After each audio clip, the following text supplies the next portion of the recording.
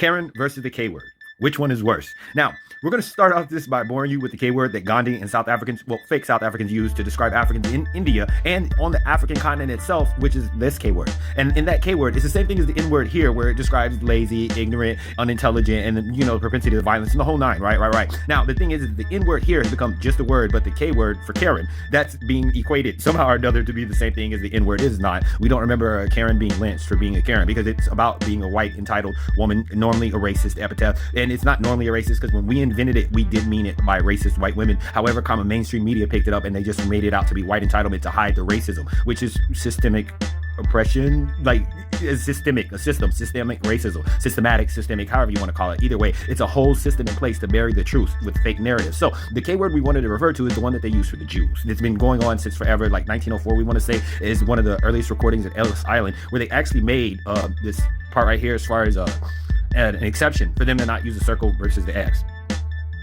Right, so when these people first landed here with not a dollar to their name, just totally, some of them, you know, because they were really setting up legality as migration until like the late 1950s or something like that. But they were coming here illegally, in droves, technically illegally because it wasn't illegal, but it wasn't legal because they were telling us that when we were coming, you know what, never mind, let's not get into the semantics of it. So for all intents and purposes, they were basically illegal aliens that came over here and they were having their religious freedoms respected by not using the X to use the circle instead.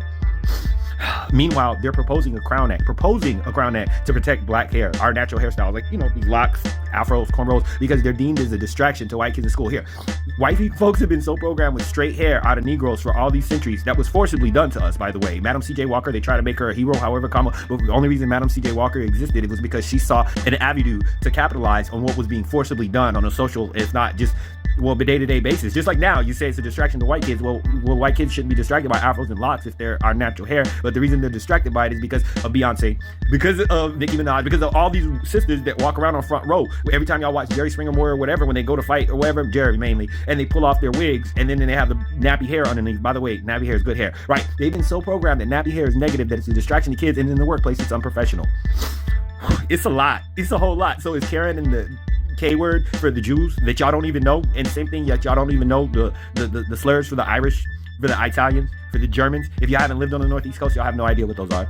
No, they put them in cinema and you hear them in fleeting and passing, and most of you don't even pick up on them because you weren't exposed to them. But was it like American Story or something like that? They were in New York City, a whole bunch of white immigrants and whatever. They were calling each other all these slurs, and people were calling them the slurs. They were fighting them for calling them the slurs. Kind of like y'all tell us to turn the other cheek when they say the N-word, but we insist on swinging on people that do that, because when they call you the N-word, they're basically saying that you could be lynched. The same way a black kid in a hoodie is a thug and a super predator, and you should be in fear for your life.